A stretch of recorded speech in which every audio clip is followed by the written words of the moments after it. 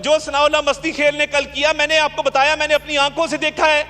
نواز شریف کو وہ مائی باپ کہتے تھے، آقا کہتے تھے، مائی لیڈر۔ یوں ہم تو لیڈر کے سامنے کھڑے ہوتے ہیں کو اللہ تعالیٰ نے توقیر بھی دی ہے، یوں کھڑے ہو کے، یوں ہاتھ مانگ کے کھڑے ہو کے مائی لیڈر کہتے ہیں۔ میں نے خود دیکھا ہے ثناءاللہ مستی خیل کو۔ تو بغل بچوں کا میں ذکر کرنا چاہوں گا، ملک سے بھاگے ہوئے ہیں، ایک امریکہ بیٹھا ہے، ایک اسپین بیٹھا ہے۔ بجٹ سیشن کی کچھ روایات ہیں جو پچھلی کئی دہائیوں سے چلتی آ رہی ہیں کہ اپوزیشن کی طرف سے، جب ہم اپوزیشن میں تھے، پیپلز پارٹی اپوزیشن میں تھی، شیڈو بجٹ پیش کیا جاتا تھا۔ اس کا مقصد کیا تھا شیڈو بجٹ کا؟ اور شیڈو بجٹ ہوتا کیا ہے؟ یہ تو بڑا آسان ہے کہ کاغذ کا ٹکڑا پکڑا، 4 فیکٹس اینڈ فگر یہاں پہ فرمائے اور اٹھ کے گھر چلے گئے۔ شیڈو بجٹ میں محنت لگتی۔ ہم نے جوائنٹ ایکسرسائز کیے کہ اگر ہم حکومت میں ہوتے تو ہم اس بجٹ کی بجائے ایک بہتر بجٹ کیسے لا سکتے تھے؟ کون سے ٹیکسز ہیں جن کو کم کیا جا سکتا تھا؟ کون سی سبسڈیز ہیں جن کو کم کیا جا سکتا تھا؟ کون سے طبقات ہیں جن کو مزید ریلیف دیا جا سکتا تھا؟ مگر افسوس کی بات یہ ہے کہ تنقید برائے تنقید چلتی ہے۔ کسی نے زحمت نہیں کی کہ پہلی دفعہ بھی کئی ممبر آئے ہیں، ان کو بتایا جائے کہ ایک شیڈو بجٹ تیار کیا جائے، ایک شیڈو کیبنٹ تیار کی جائے اور ایسی تجاویز لائی جائیں جو با مقصد بھی ہوں، با معنی بھی ہوں، جن سے اصلاح بھی کی جا سکے۔ اب اس بجٹ کے اندر پرابلم کیا ہے؟ کیا یہ پرابلم ہے کہ نان فائلرز کو اس کے اندر پینلائز کیا گیا ہے، نان فائلرز کو ڈسکریج کیا گیا ہے، نان فائلرز پہ پابندی لگائی گئی ہیں کہ وہ ٹیکس نیٹ کے اندر آئیں؟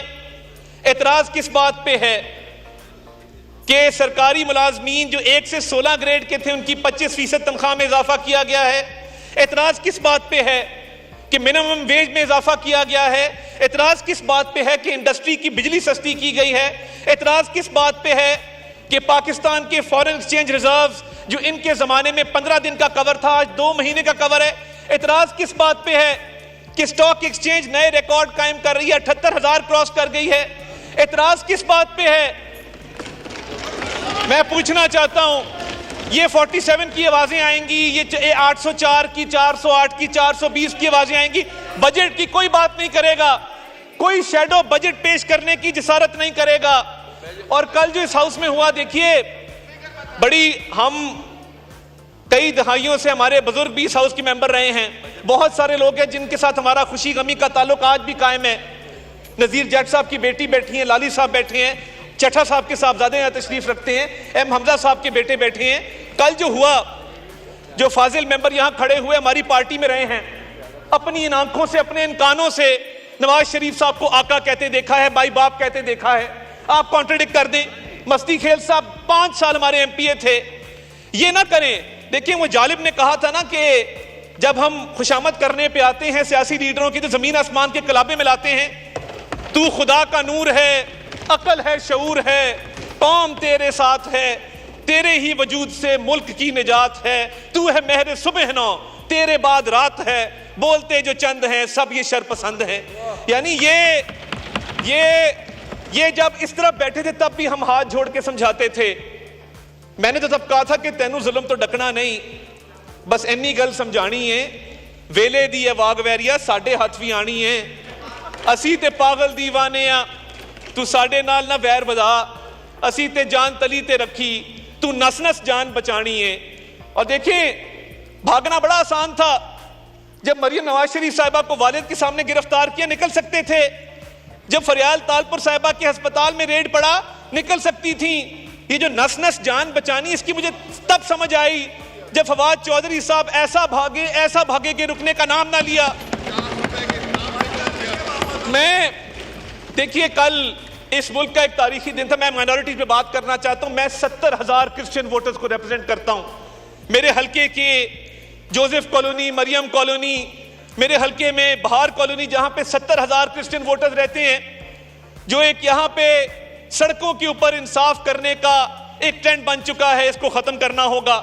آج ایک ریزولوشن آیا، کیا ہی اچھا ہوتا کہ اس ملک کی مائنورٹیز کی پروٹیکشن کے لیے آپ ہمارے ساتھ کھڑے ہوتے، اس ریزولوشن کو سپورٹ کرتے کہ ایک ڈیو پروسیس آف لا ہے، میرے بزرگوں نے 1953 کی ختم نبوت صلی اللہ علیہ وسلم کی تحریک میں حصہ لیا، ہم اس چیز کے بھی امین ہیں، مگر کیا یہ انصاف ہے کہ کسی پہ الزام لگاؤ سرے راہ اس کو قتل کر دیا جائے، نہ مقدمہ قائم کیا جائے، نہ عدالت میں ثبوت پیش کیے جائیں؟ مائنورٹیز کدھر جائیں گی؟ کل ہم ایک چرچ کے اندر ہارون ولیم نامی پاک فوج کے ایک سپاہی کا آخری رسومات میں ہم شامل ہو کے آئے ہیں۔ وہ جو یار جنازے کی بات کروں، خدا کا خوف کریں کو تھوڑا سا، وہ جو سفید رنگ ہمارے پرچم میں ہے، اس کا جست خاکی بھی اسی پرچم میں لپٹا ہوا آیا تھا جس میں کسی مسلمان کا آتا ہے۔ کیا اس ہاؤس کو نہیں چاہیے کہ اقلیتوں کے تحفظ کے لیے ریزولوشن یونانیمس ہو اور ایک اس ملک میں نظام وضع کیا جائے؟ وہ سری لنکن فیکٹری مینیجر آج بھی ہمیں یاد ہے کہ جس کو صرف اس فیکٹری کے چند ورکرز نے، کیونکہ وہ اس کے طرز عمل سے تنگ تھے، وہ ڈسپلن کو امپوز کرتا تھا، اس کو انہوں نے قتل کر دیا مذہب کے نام پر۔ اس کا کیا قصور تھا اور پاکستان کا بین الاقوامی سطح پہ کیا امیج گیا؟ آپ کو ہمارے ساتھ کھڑا ہونا چاہیے تھا۔ اور یہ جو دہشت گردی کی لہر ہے، کل عزم استحکام کی منظوری ہوئی، کابینہ میں بھی آئے گا، اس ہاؤس میں بھی آئے گا، مگر اس کی ضرورت کیوں پڑی؟ شیم لگائیں، کیونکہ یہ وہ لوگ ہیں جو طالبان کو واپس لے کے آئے، سوات میں بسایا، کے پی کے ساؤتھ کے ڈسٹرکٹس آج جانے کے قابل نہیں ہیں، نو گو ایریاز ہیں۔ صبح کسی اور کی حکومت ہوتی ہے، شام کو کسی اور کی حکومت ہوتی ہے، جا کے دیکھیں کے پی کے اندر، آپ کا تو اپنا وہ صوبہ ہے۔ ان طالبان کو کون واپس لے کے آیا تھا اور کیا کہہ کے واپس لے کے آیا تھا؟ گڈ طالبان کی، بیڈ طالبان کی بحث اس ملک میں کس نے شروع کی تھی؟ بتایا جائے۔ ہم نے 2014 میں نیشنل ایکشن پلان آیا، ہم نے اس پہ عمل درآمد کے لیے لاؤڈ سپیکر کے حوالے سے، وال چاکنگ کے حوالے سے، ہیٹ سپیچ کے حوالے سے اپنا کردار ادا کیا، مگر پھر ایک حکومت آئی جس نے بتایا کہ تفریق ہے، ایک گڈ طالبان ہے، ایک بیڈ طالبان ہے۔ مگر جب کسی پاکستانی فوجی کے، سپاہی کے، پولیس والے کے، رینجرز کے، سویلین کے سینے پہ گولی لگتی ہے تو وہ گولی پہ یہ نہیں لکھا ہوتا کہ یہ گڈ طالبان کی گولی ہے یا بیڈ طالبان کی گولی ہے۔ جب یہ میتیں گھر میں آتی ہیں تو جو کوہرام مچتا ہے اس کا اندازہ نہیں لگایا جا سکتا۔ جناب اسپیکر، کچھ فیصلہ تو ہو کدھر جانا چاہیے، کچھ فیصلہ تو ہو کدھر جانا چاہیے، پانی کو تو اب سر سے گزر جانا چاہیے، ہر بار ایڑیوں پر گرا ہے میرا لہو، مقتل میں اب بطرز دیگر جانا چاہیے۔ وہ چل سکیں گے کیا جن کا فقط مسئلہ یہ ہے کہ جانے سے پہلے رخت سفر جانا چاہیے؟ وہ چل سکیں گے کیا جن کا فقط مسئلہ یہ ہے کہ جانے سے پہلے رخت سفر جانا چاہیے؟ اور تہمت لگا کے ماں پہ جو دشمن سے داد لے، ایسے سخن فروش کو مر جانا چاہیے۔ جناب اسپیکر، یہ نہ شیڈو بجٹ پیش کیا گیا، میں آج بھی ملتمس ہوں، بڑے بڑے تجربہ کار لوگ بیٹھے، علی محمد خان صاحب بیٹھتے ہیں، اس روایات کو جانتے ہیں اس ہاؤس کی، آج بھی شیڈو بجٹ لے کے آئیں، آج بھی ہماری اصلاح کریں، ہم بیٹھنے کو تیار ہیں، ہم بات کرنے کو تیار ہیں۔ آپ کی اچھی تجاویز ہوں گی، اس فریم ورک کے اندر رہتے ہوئے اس بجٹ کو امپروو کرنے کو تیار ہیں، مگر آپ نہ بجٹ پہ بات کرتے ہیں۔ اور دیکھیں جو ثناء اللہ مستی خیل نے کل کیا، میں نے آپ کو بتایا، میں نے اپنی آنکھوں سے دیکھا ہے، نواز شریف کو وہ مائی باپ کہتے تھے، آقا کہتے تھے، مائی لیڈر، یوں ہم تو لیڈر کے سامنے کھڑے ہوتے ہیں کو اللہ تعالیٰ نے توقیر بھی دی ہے، یوں کھڑے ہو کے، یوں ہاتھ باندھ کے کھڑے ہو کے مائی لیڈر کہتے، میں نے خود دیکھا ہے ثناء اللہ مستی خیل کو۔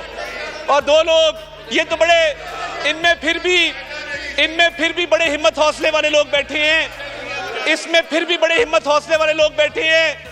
دو بغل بچوں کا میں ذکر کرنا چاہوں گا، ملک سے بھاگے ہوئے ہیں، ایک امریکہ بیٹھا ہے، ایک اسپین بیٹھا ہے، اسی ہاؤس میں بطور ایڈوائزر بیٹھتے تھے۔ میں تب کہتا تھا کہ انہوں نے بھاگنا ہے، آپ لوگ ادھر ہی بیٹھے ہوں گے، یہ بھاگ جائیں گے۔ وہ تب بھی اپنے لیڈر کی شان میں زمین آسمان کے کلابے ملاتے تھے۔ میری گزارش یہ ہے کہ اس ہاؤس کی روایات کو اتنا میلا نہ کیا جائے، کیونکہ ادھر بیٹھنے کے دو کرائیٹیریاز ہیں، ایک تو زبان کی غلاظت میں کثرت ہو اور دوسرا جھوٹ بولنا آتا ہو اور بار بار آتا ہو، اس کے علاوہ تیسرا کرائیٹیریا نہیں ہے۔ تو میں بڑے ادب سے میں آپ سے گزارش یہ کروں گا کہ یہ جو دہشت گردی کی جنگ ہے اس میں ہمیں متحد ہونا ہے. وہ اس سائیڈ پہ بیٹھے ہوں, اس سائیڈ پہ بیٹھے ہوں, عزم استحکام کے حوالے سے ہمیں اس ملک کو سیکیور بنانا ہے. اور دیکھیے چائنیز ڈیلیگیشن یہاں پہ آیا, اس کے آنے سے پہلے جو پروپیگنڈا یہاں پہ کیا گیا, خدا را آپ میرے پہ تنقید کریں, میری سیاسی قیادت پہ کریں, میری سیاسی پارٹی پہ کریں. جب پاکستان کا کوئی دوست ملک پاکستان سے تجارت بڑھانا چاہتا ہے, پاکستان کے ساتھ وہ پاکستان میں سرمایہ کاری کرنا چاہتا ہے, وہ آپ کے بھی اتنا ہی فائدے میں جتنا ہمارے فائدے میں. ابھی نثار احمد جٹ صاحب یہاں پہ بات کر رہے تھے, ہمارے پرانے دوست ہیں, تو اسپتالوں کی ذکر کر رہے تھے. کاش آپ کی پنجاب حکومت نے پنجاب کڈنی لیور انسٹیٹیوٹ بند نہ کیا ہوتا. آپ جا کے دیکھیے ایسا ہسپتال پورے پاکستان میں آپ کو نہیں ملے گا. آج بھی راولپنڈی انسٹیٹیوٹ آف کارڈیالوجی میں پورے کے پی کے پیشنٹس آتے ہیں, انہیں ہم ویلکم کرتے ہیں. آج بھی مظفر گڑھ میں رجب طیب اردگان اسپتال چل رہا ہے. ہمارے چلڈرن ہاسپٹل, ہمارے یورولوجی انسٹیٹیوٹس ایسے پورے پاکستان میں کہیں نہیں ہیں. مگر آپ کو نظر نہیں آتا کہ الحمدللہ 80% پیشنٹس کے پی کے سے آتے ہیں کارڈیالوجی میں چلڈرن ہاسپٹل کے اندر, اور کوئی تفریق نہیں کی جاتی. آپ نے کے پی کے میں کتنے اسپتال بنائے ہیں آپ بتا دیں. آپ کی جب حکومت تھی آپ نے پنجاب میں اسپتال بند کرنے کے علاوہ کچھ نہیں کیا. تو اس ملک کی خاطر کم از کم دہشت گردی کی اس جنگ میں, دہشت گردی کے خاتمے کے لیے کوئی گڈ طالبان بیڈ طالبان نہیں ہے. اور میں سمجھتا ہوں کہ اس کے لیے خون بھی دینا پڑے, اس کے لیے جان بھی قربان کرنی پڑے. اس ملک کو آمین, اس ملک کو انشاءاللہ تعالی ہمیں سیکیور بنانا ہے, انویسٹمنٹ کے لیے, ٹریڈ کے لیے. اور دیکھیے میں یہ طالبان کے حق میں نعرے لگ رہے ہیں, اسی ہاؤس میں سے لگ رہے ہیں, اور لگاؤ. یہ طالبان کے حق میں اس ہاؤس میں پہلی بار نعرے لگے ہیں کہ یہ نہیں چاہتے کہ طالبان کے خلاف اس ملک میں آپریشن ہو, اور عزم استحکام ایک پوری کیمپین کا نام ہے.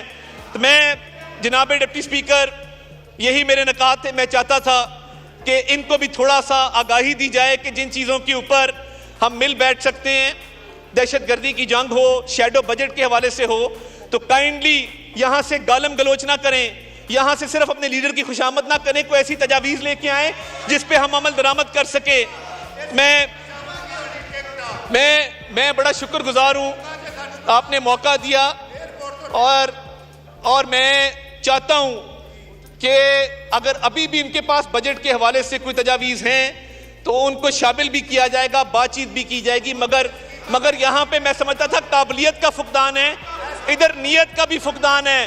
نہ قابلیت ہے, نہ نیت ہے, نہ یہ کچھ کرنا چاہتے ہیں, یہ صرف انتشار پھیلانا چاہتے ہیں, اور یہ چاہتے ہیں کہ پاکستان غیر مستحکم ہو, اور ہم عزم استحکام پہ عمل پیرا ہوں گے اور اس پاکستان کو عظیم بنائیں گے انشاءاللہ تعالی. مزید حالات حاضرہ سے باخبر رہنے کے لیے ہمارے channel I point T V کو سبسکرائب کریں.